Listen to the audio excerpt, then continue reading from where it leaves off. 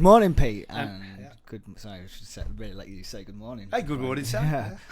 Too eager there. It's because we just had a technical fault which cut us off halfway through our flow. And good morning to the Wild Business listeners. Oui. And today we're going to be talking about, the fact, is George Osbourne threatening to make the UK a tax haven? Now, that's really interesting. I know it is. First I've heard of it as well. This one's coming into this morning. Yeah, so that's.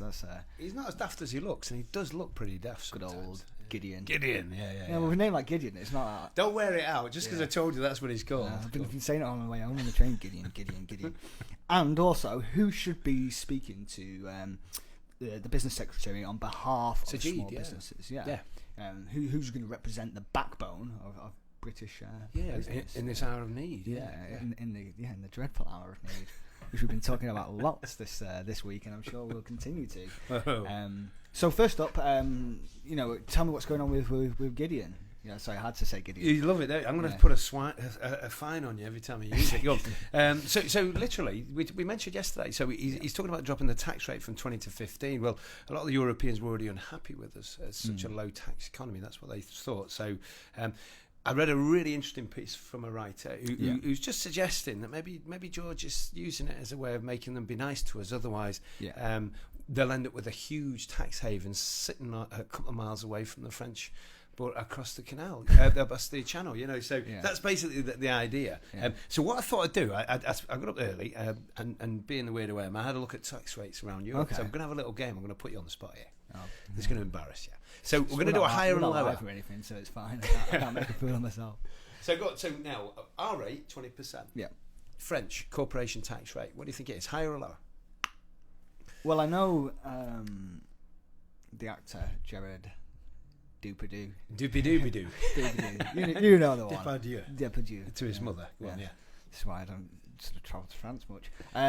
I know he moved to Russia, didn't he, to avoid tax? So, I think, in fact, yes. Quite a few went to Belgium first as well. I think because the beer's better. Hasn't he applied for Russian citizenship? He probably did. No, injury. You can't say too much about him. He's a big fellow. He might come and sort us out. Yeah. So that would lead me to believe that it's quite high. So I'm going to say higher. French higher. We'll give you that. Okay. So right, you're on a roll there. So I'll give you another easy one, right? So you can get 2 out of 2 and feel good about yourself. Ireland. Now I did mention them yesterday. I did get the rate slightly wrong because it's gone up since I mentioned it, but that's not a hint. It's just go on. Higher or lower than the UK? It sounds like a trick question. And it's not. It's not. Well, considering the fact that all the films and sort of there's a lot of the film industry go there to film because of the tax breaks, I'm gonna say lower. Yeah, go on. You got 2 out of 2. If you get 3 right, you get a cigar. So right, the Dutch, whose prime minister has been telling us off lately. So ours is 20%. Theirs higher or lower? Do you think? Well, considering you're saying they're telling us off, I presume because we're possibly too low, so we're dragging business from the Dutch, and they're jealous, and so there should be. So I'm going to say they're higher. Yeah, they're higher. There's your cigar gone. You were on a roll there, mate. No, the same. So you've got to be careful with this. Why are the Dutch getting? Well, honestly, it's really interesting when you actually look it up. So here's another one: Finland 20%, Iceland 20%, Norway 22%. Sweden 22%. We aren't out of step. The Germans, however, are also rather tetchy with us. What do you think they are, higher or lower? Bit of a giveaway the way I framed that question. So I won't give you too long on this one. I'm gonna say lower though. I know. I don't know. No, the Germans now they're higher. They're about 33, third as well. They're about 33% as well. What I find is here's a good one. The people that are lower than us: Poland, Switzerland, obviously, they're a tax haven in the middle of Europe. But what about Greece? Now, this is interesting. Greece, higher or lower? I mean, Greece is obviously a very economically volatile place at the moment. That's a nice way of putting it. I'm going to say higher. Yeah, they are. Yeah. They're actually 29%. They're one of the highest in Europe. Yeah. The problem is they don't bloody collect it. I shouldn't say that. But so straight away, let's scotch this idea that we're going to be a tax haven, because essentially we're already in line with certainly the Nordic countries. So if you were to look at Northern Europe around the Baltics, except for Germany, Germany is the standout exception. But fundamentally, we're in line. Yeah. So I'm not really buying this that we're threatening people. No. And it's not really, but like when I think of the term tax haven, it's not fair, is it? No, I'm not thinking of Wigan. I'm thinking of like the Cayman Islands. Give me some James Bond. Give me some. Yeah, Cayman Islands. Yeah. That'd be okay. A bit of sun, bit of sand, bit of glam. Yeah. I wouldn't have us down as a tax haven. No, because if you're gonna hide your tax, you might as well get some sun at the same time. Yeah, absolutely. Yeah. No, I'm not having it. So we'll scotch that one. Right. But we might have to come back to it because I suspect that might get picked up and developed. I mean, is that a smart idea though? Is it a smart move? Like to. No, I don't think it's nice using tax arbitrage to beggar your neighbours. We'll use the currency instead because the currency's collapsing. That'll beggar our neighbours. Anyway, let's move on to something else. So a week ago today, there was a meeting down in London as a result of the EU, what's her name, with the business secretary. Do you know his name? No, I know it, but I often struggle to say it. But that's all right. Yeah. He's a really nice lad. I'm not even going to attempt to say it. Oh, you're not? No. Sajid.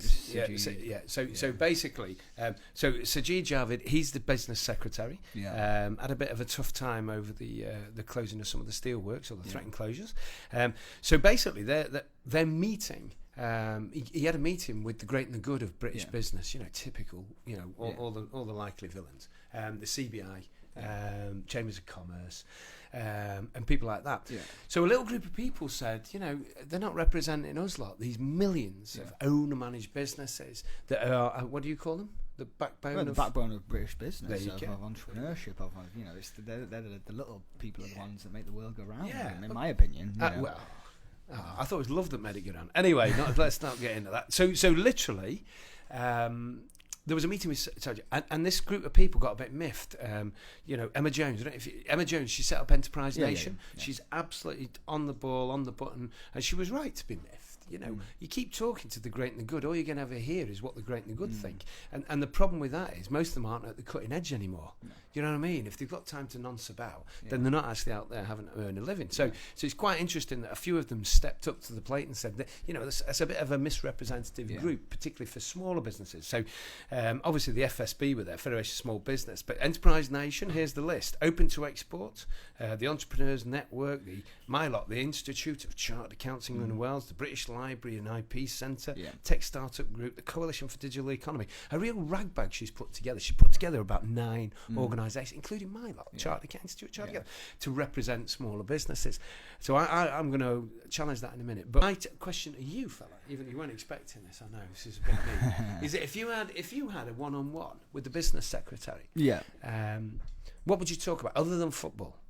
Oh, I'd be tempted to talk about football, Pete. You know how much I love football. Go on. What was you asking? Well, we're hearing a lot at the moment about sort of what the government's doing to sort of reassure and help the bigger businesses. Like we heard a lot about the steel deal, Tata Steel, Tata. And I would want to know what the government's going to do to reassure. I mean, there's risk in business. There's always risk in business. But to reassure smaller businesses at this time, sort of like just some reassurance. What reassurance can they give? How can they sort of remove some of this uncertainty that must be floating around a lot of these small owner-managed businesses who their business is not. It's their life. They get up they live and breathe it, and a lot of people think that owner-managed entrepreneurs are risk takers, and actually, you know what? A lot of them are not. They're risk managers. They actually don't like too much risk. They'd rather manage it. So you're right.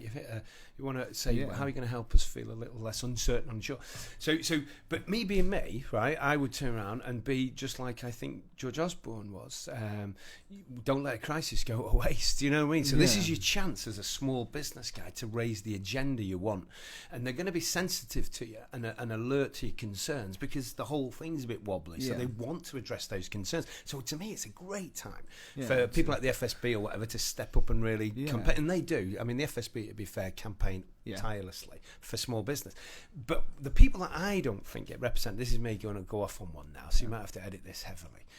But the people I don't think get represented are the sort of the growth companies, the scale-up companies, the high-growth prospects. These are the people who really change the economy. A guy running the local newsagent ain't going to change the economy. No. But somebody who's innovating, creating, and they're the ones who might take on 20 people this next 6 months. And they need certain things looking after them. They've got certain requirements. And I'm not sure, looking at this great and the good, there's tons about startups, there's loads of those. We've got the Institute of Chartered Accountants, we've got the exporters, we've got the Entrepreneurs Network. What we don't have, I don't think, is representation for these high growthers, these gazelle companies, as they're often called in the academic literature. So, these are the companies that really could make a difference to the economy, and if they're supported in the right way, then we'll get through this. You know what I mean? Yeah, so they're who's going to look out for them? Yeah. I just asked you if you wouldn't. You've waffled on about risk. You know what I mean? Yeah. So for instance, if I as you know, I work on a program run by the Goldman Sachs Charitable Foundation. No booing or hissing, because it's the Charitable Foundation. So literally, it's called the 10,000K Small Businesses, and they target high growth prospect businesses, give them a ton of free training and mentoring and support. And I'd love to see them invited to the table. So they sit down with Sajid Javid and literally to the business secretary and say, I know you're looking after these millions of these entrepreneurs, startups, that's millions of companies, and I know you should be concerned about them, but there's a little subsector of the British business community that is hard to find. It's out there doing its own thing, but needs policies that are supportive. So I'll give you one. So if you were asking me, go on, ask me, what would I ask Sajid? I would talk about football, but once we got past that. So Pete, what would you ask? I'd ask him if he thought Pep Guardiola coming at City was going to try. No. So I would ask him. Question. I would, like I say, don't let a good crisis go to waste. You know what I mean? I would say it's a bugbear of mine, has been for a long time. Yeah. The fact that people who borrow money get a tax break compared to companies that don't. Yeah. So if you borrow money as a company, you're allowed to deduct the interest from your income. Now you can't do that as an individual. Yeah. But a company's allowed to. Now, what that effectively means is those companies that don't do that are at a disadvantage. Yeah. So what I'd love to see is the government, and this is particularly pertinent to these gazelle, these high growth companies, because most of them, the vast majority of them, have no debt. Okay. Now that sounds weird, but it's true. They just don't have debt. So on the Goldman programme, we're looking at 70 to 80% have no debt. Yeah. And if we want to help those companies, then let's give them a tax break for being equity funded. I know it's too hard to get rid of the interest tax break. They won't do it. Yeah. I don't think that'll happen. So instead, what we can do is compensate equity hold. People who capitalise their business with their own risk capital and say, well, you can have a tax deduction just as if you were funded by interest. Yeah. And that would level that playing field up. Yeah. And that would be cool. Yeah, instead of messing around with headline rates, let's do this as well. Yeah. Let's really make it. Let's encourage people to invest in smaller British businesses by giving an equity break. Yeah. Tax break. So there's one. Yeah, and doing that creates a better world for everyone. Yeah. And he'd come out as a bit of a tax cutter, but for the right people. I'm a bit against indiscriminate tax cuts. So if we can use the system, to encourage and be supportive. The other one's personal guarantees. So these people who do, take on debt, a lot of smaller high growth companies don't want to do it because a lot of banks insist on, and funders insist on, personal guarantees. Yeah. So no doubt I'll talk about this at length at some point. So essentially I'd say to him, can he lean on the British banks, particularly the ones that the taxpayer has kindly bailed out for a long, long time? Can he lean on them to say, will you stop threatening our entrepreneurs that they'll lose their house, their car, their kids, because they take on a bit of debt. Yeah. So there you are. There's two. I could go on, but we're probably out of time. We are out of time. But that's I think you're another show. No. So there you go. We've got two. We've got Europe threatening us.